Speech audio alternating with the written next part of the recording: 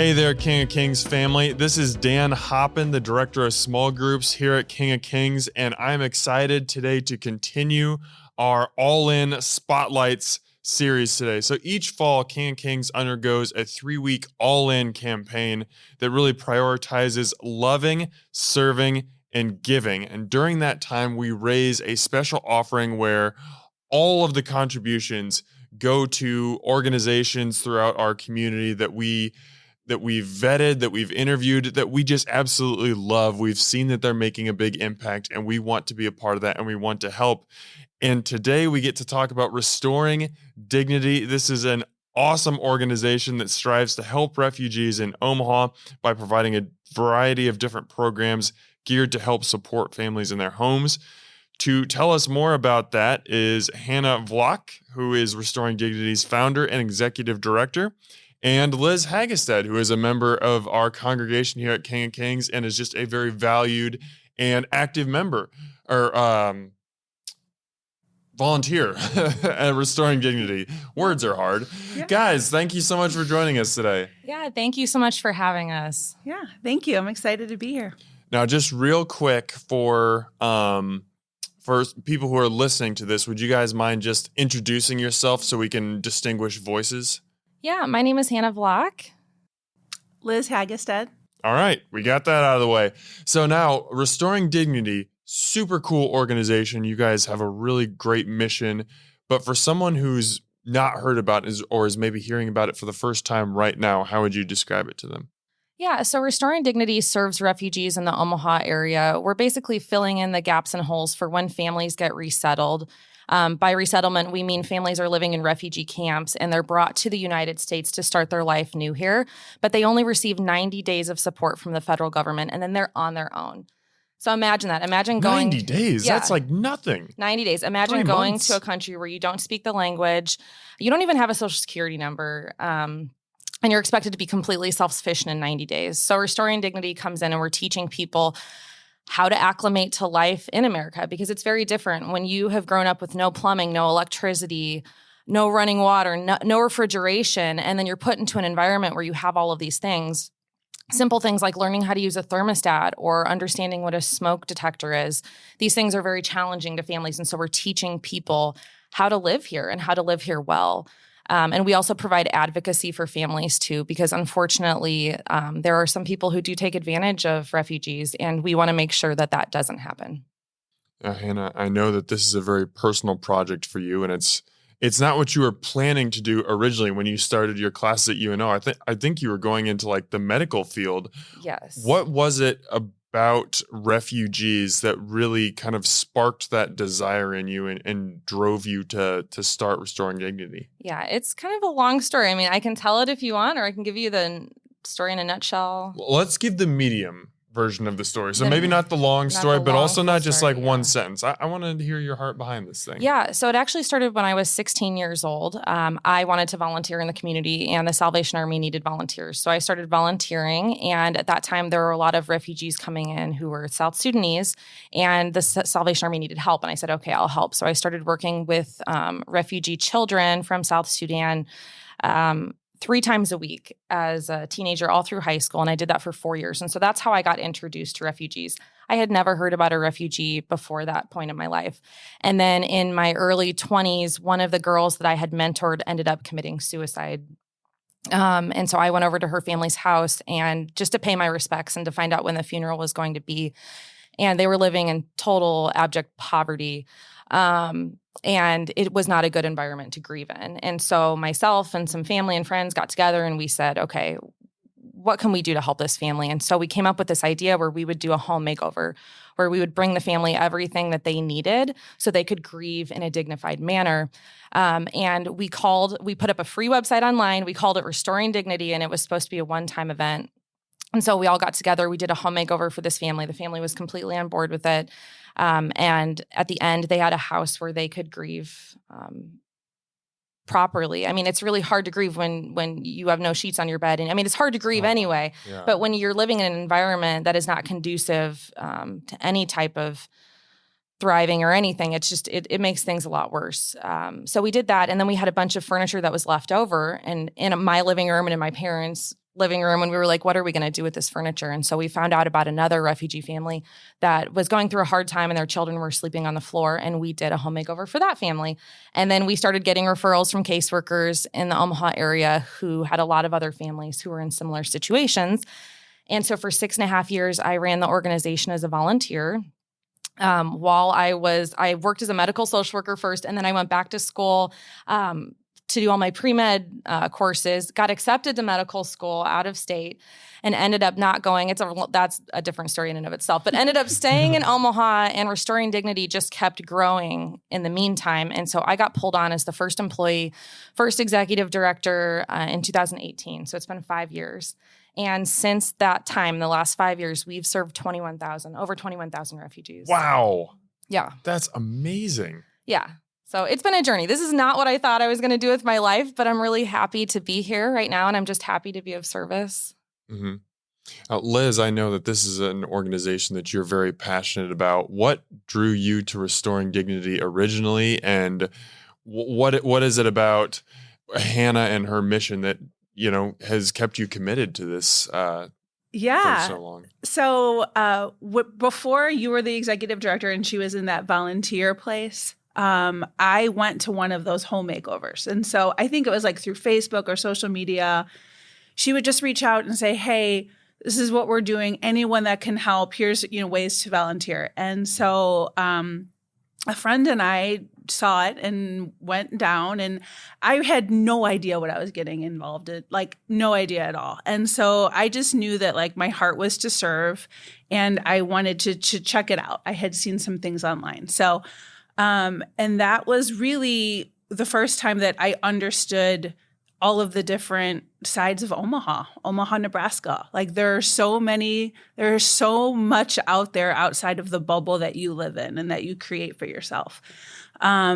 Walking into an apartment, a little tiny apartment that probably had 10 people living in it. And they just didn't know how to clean or have any of the tools to clean the apartment. So I remember just walking into really just a very dirty situation. And so the way that Restoring Dignity does it is you take everything out, you clean everything like crazy clean, and then we put everything back in, like all new things, everything that's been donated and everything like that. And then, so that day just stuck with me. And then I decided that I wanted to connect with Hannah. Like I wanted to know Hannah. I wanted to be with Hannah. I wanted to be friends with Hannah. I mean, she is pretty fun. I can see why you'd want to hang out with her. So then we just kind of developed a friendship, and I would like I'd go and volunteer on things, and then I got kind of deeper into the refugee community.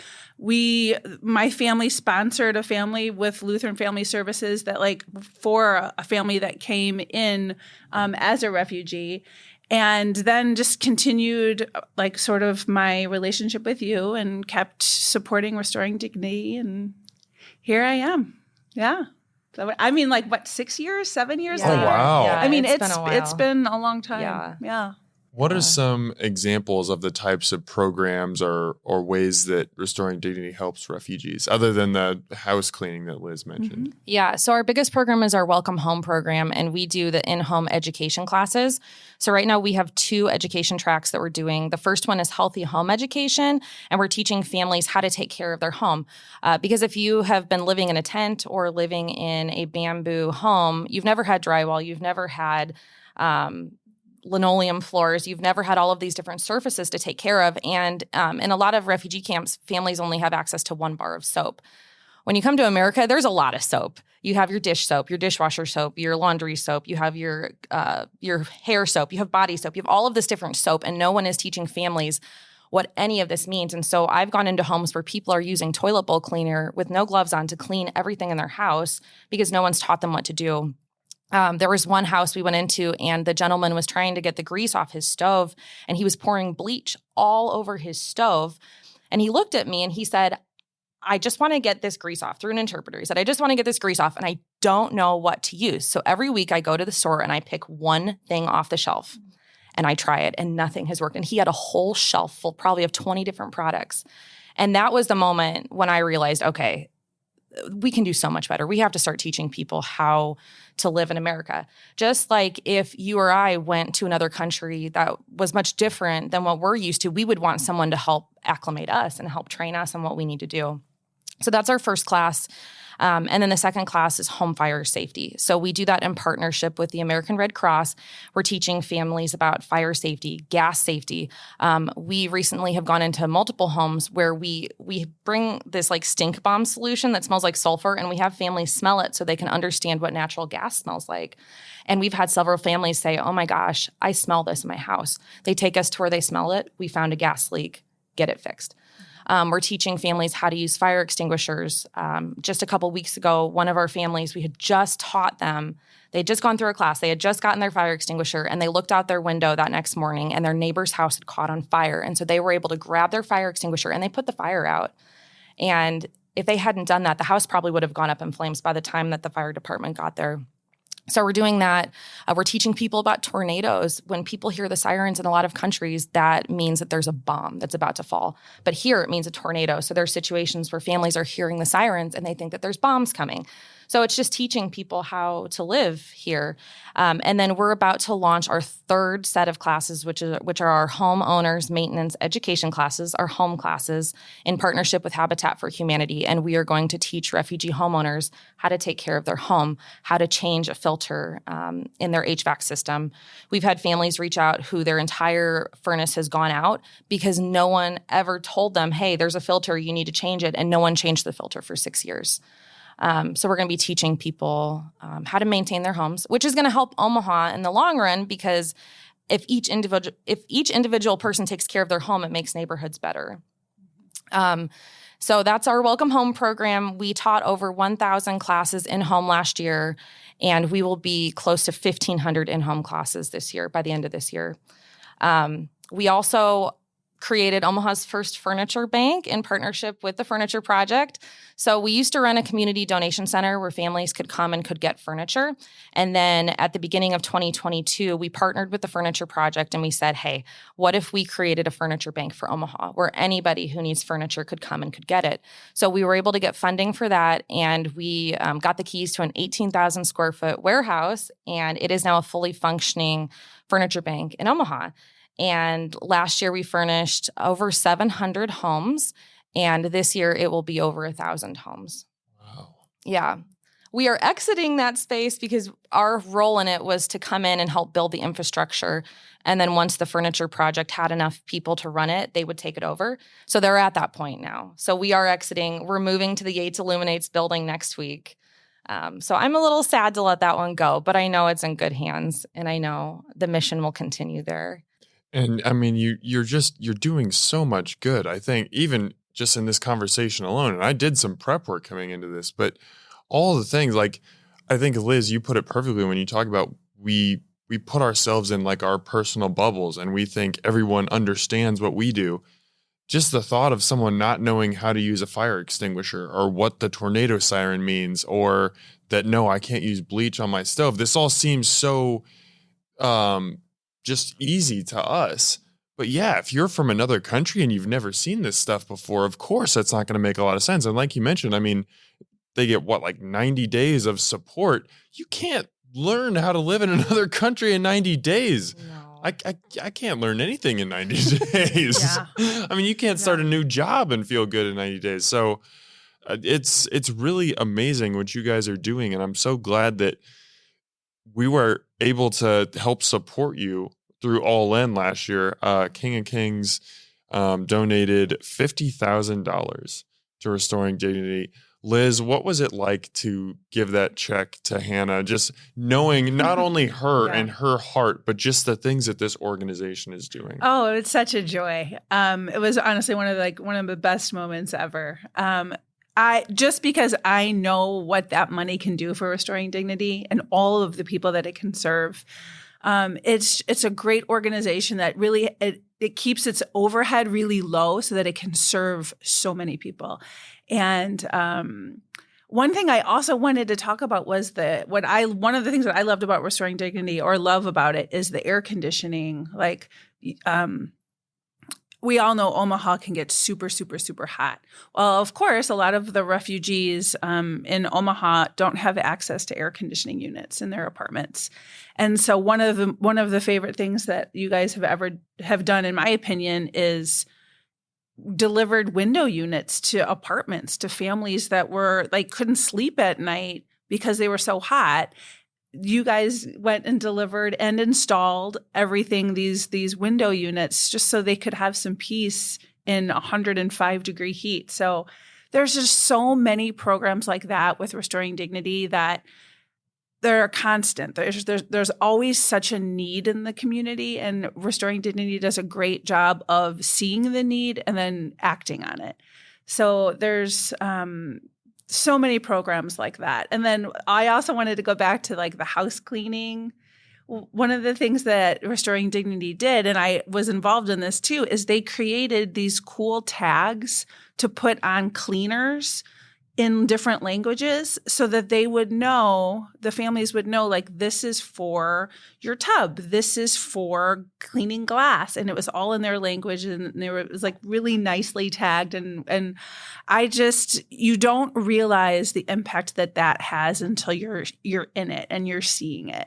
And so the organization just does such a great job, like always pivoting and being like just hand in hand with the refugees and really helping them to live a better life, you know? So that's why they came. That's why they came here, is to live a better life. So that's what you guys do.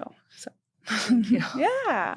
Hannah, how did you see the funds from All In? How did you see God use those to bless the refugees here in Omaha? Yeah, it was amazing. Well, number one, we were able to install the first 10 air conditioners for families out of the money that King of Kings gave us, which was amazing. So there was one family where there was an infant in the household and they had no air conditioning, and which can actually be fatal. When it gets so hot for infants and for elderly people. So we were able to go in and install air conditioners for that family. They were so happy. So that made a huge impact. And then some of the funding we used for housing advocacy. So families, for example, if a refrigerator goes out, or if their air conditioning goes out or their heat goes out, because of the language barrier, sometimes it's really hard to communicate with the landlord. So we will step in and we will advocate for the family in that. So we did that. And then, of course, you guys supported us with the furniture bank. And we've been able to furnish homes for families who have nothing. There was one family that came in and they had 6 people sleeping on one king mattress in their house. And they had no other beds. So some of that money went towards them having the ability to get more beds in their house so that they're not sleeping on the floor. I absolutely love like those individual stories, and you guys have done a great job peppering them in throughout this podcast. Can I maybe get like one or two more that just pop to the front of your mind of like, oh man, this was a need, or I didn't know this need existed, and we visited this family and it really touched our hearts. We were able to help them this way. Are there any other stories like that? Yeah, I mean, the last home makeover that we did, the reason that we knew that the family was in need is one of our educators went to teach the family, and they found out that the father had gone blind right before COVID. Actually, he got viral meningitis, excuse me, and it took his eyesight. And they have 8 children, and so they had no beds, no couch, nothing. And the mom is working full-time at a meatpacking plant trying to support 8 children, plus her husband who can't work anymore, who's totally depressed because everything's been taken from him. And so we were able to do a complete home makeover for them, got beds for everyone, got them everything they needed, and we raised enough money from the community that we were able to pay their mortgage for 4 months. Wow. Which gave them some relief because when you've got one person working in a meatpacking plant supporting 10 people, it's not enough. And so I think that was an amazing experience for our volunteers and staff to be able to go in and serve the family in that way. Liz, what about you? Do you have any stories that pop to the front of your mind? Yeah. One of the last home makeovers that I did, that I think maybe King of Kings was involved in this one. So a lot of the neighbors come and they like to kind of watch. So they will come into the apartment and they like to watch us take everything out. And this time it was pouring rain. Do you remember this one? I remember. Pouring rain. We had tarps everywhere. So we're getting everything out of the house.